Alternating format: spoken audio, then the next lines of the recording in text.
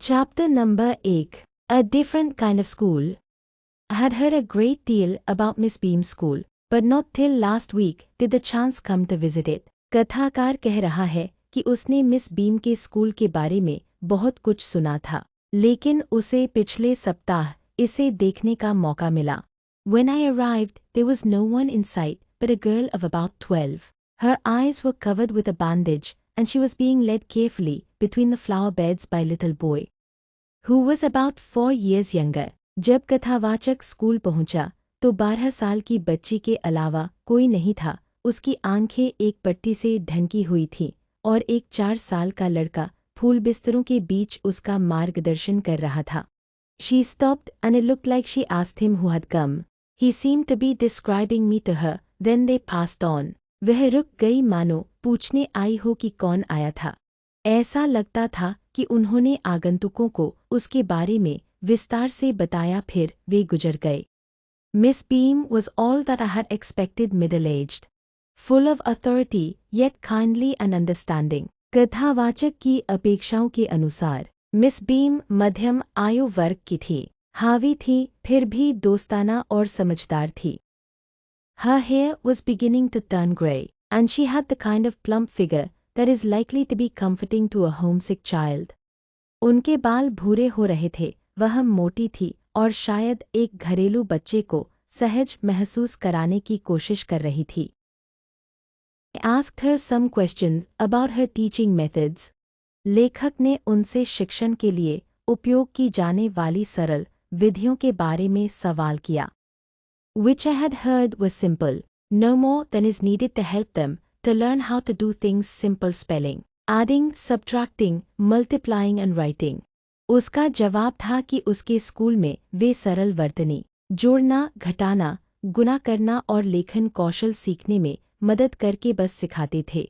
The rest is done by reading to them and by interesting talks.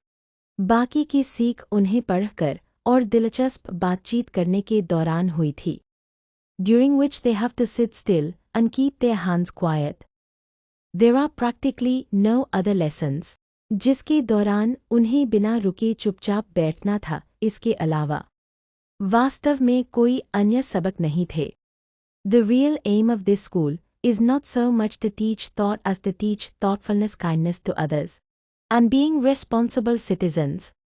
इसके अलावा उसने कहा कि इस स्कूल का वास्तविक उद्देश्य छात्रों को विचारशीलता सिखाना था, उन्हें समझदारी से दूसरों के प्रति दयालु और चिंतित बनाना और उन्हें उनके कर्तव्यों के प्रति जागृत करना था. Look out of the window a minute, will you?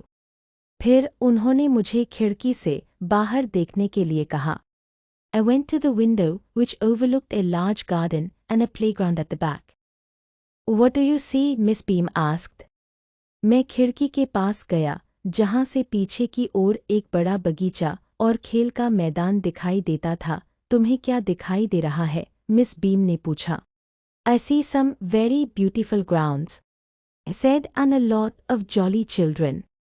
मुझे यहाँ बहुत सुंदर मैदान दिखाई दे रहे हैं, मैंने कहा, और बहुत सारे खुशमिजाज बच्चे भी. It pains me though to see that they are not all so healthy and active looking. लेकिन यह देखकर मुझे दुख होता है कि उनमें से सभी इतने स्वस्थ और फुर्तीले नहीं दिखते.